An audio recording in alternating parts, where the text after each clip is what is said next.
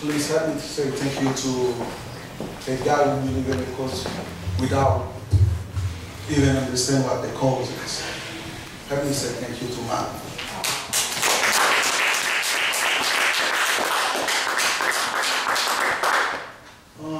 Now, please, again, let me say thank you to Mr. Wiley. This guy can bring people together.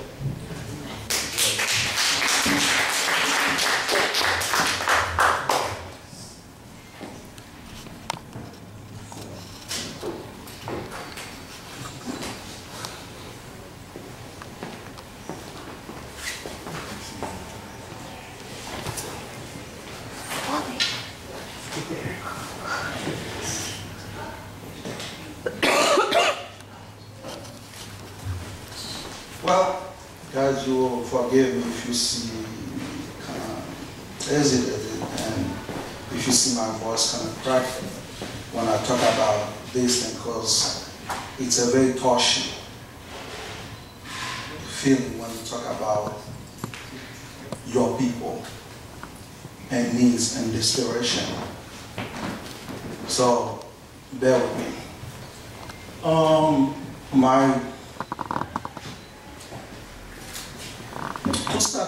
Let's start with just one topic and was.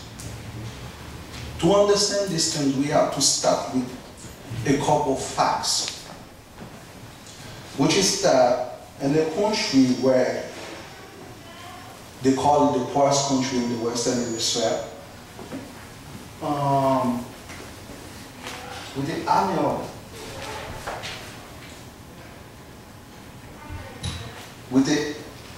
with the annual per capita of $560, you rank 146 out of 176 countries on the UNDP, what they call Human Development Index.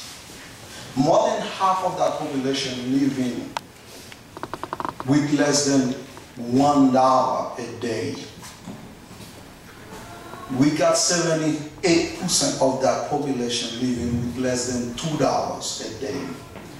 100 out of 100 for every 1,000 children that are born die before they reach their 5th birthday.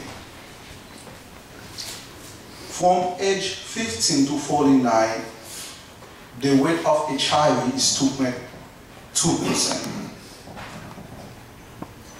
And here's a country, if you guys don't know, it might happen to be a long time, but in the mid of 18th century, was responsible for France's 40% of commerce abroad.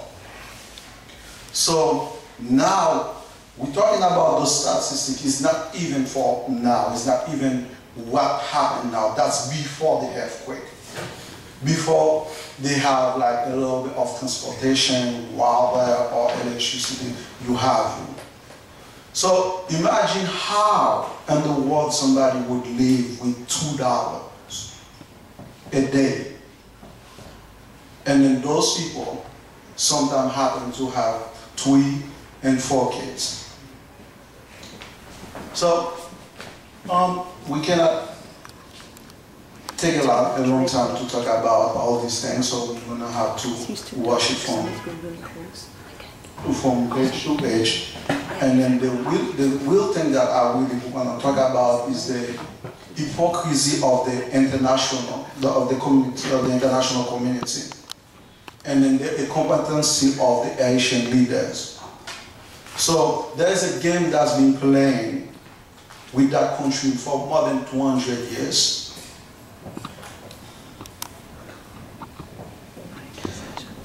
If you're looking at that picture right now, I know in mind those words might seem to be really strong, but I strongly believe that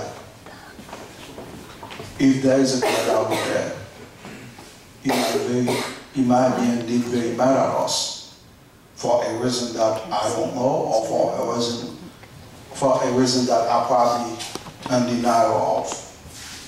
But if there is such a force or a divinity force out there, I'm almost convinced that it's very mad at the Haitian people right now. Because he's a country after 200 years of slavery, 5 colonization, countless of coup. When you think that you get the worst of it, now you're facing a earthquake where people, if you believe in numbers, it depends who's counting, more than 260,000 people died. And then what now, on top of it, we're dealing with what they call a cholera. And then later on we're going to talk about that. It's a disease that have been identified in the Caribbean for like more than a century. Look at those hands right now. It's men and women, kids. Right now they're not crying for anything else. Not clothes, not food, not housing, not anything else, not even education. They're crying for survival. Just a little bit of water. At this point, they don't ask for anything else than let us get some water. Can you believe people asking their first needs, first necessity? It's water. It's not a car, it's not a house, it's not a better education, it's not a new career, it's not a better job. It's water. And then it seems like that too is too much asking. Because otherwise, how can you explain what now if you don't know? We have more than 10,000 organizations international in Haiti. We got countless of millions or $billions they offer on aid. Meanwhile, the population is dying of water, for water. How anyone in his quiet mind explain that? I don't got the answer, but I believe there is a game that playing right now. Well, again, if we want to talk about life, what constitutes of living? To talk about life in Haiti, I for once believe the Haitian people, that might sound harsh, but I for once believe they're not living, they exist. Because there's a lot of things that require in order to describe somebody that somebody is living. None of them are in place in Haiti, actually. So we cannot talking about people living right now. We're talking about living. We're talking about existing, if you may, things. That's the way the rest of the world see us right now. So there's no life in Haiti, there's existence. And then if you not believe me, you can make your own research, you can get your own facts. At the end of this presentation, I will give you a couple websites or a couple people and phone number that you can call. You will see there is no life in Haiti, there is only existence. For anybody that have a child, you have nieces, nephews, brothers and sisters, please take a moment, take a deep look at this picture.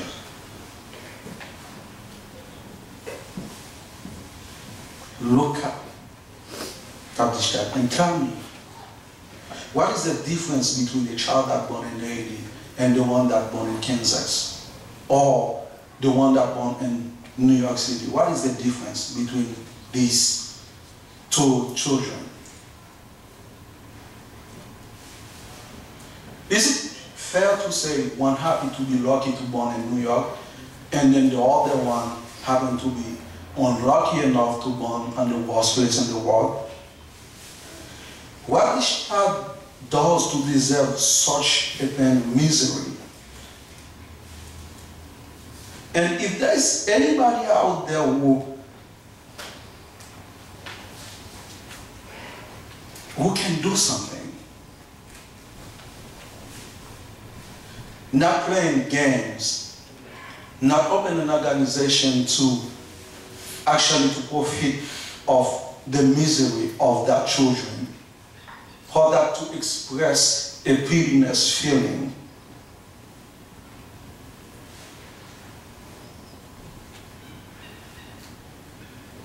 this child is only know pain and suffering. So humiliation is normal to her. She's not talking about future. She's talking about make it through the day. She don't have expectations. She don't have dreams. So I wonder, was she born just to suffer, or whether the condition created by man, whether it's the greedy international community or the incompetency of the Haitian leader? Because at the beginning, it never supposed to be like that.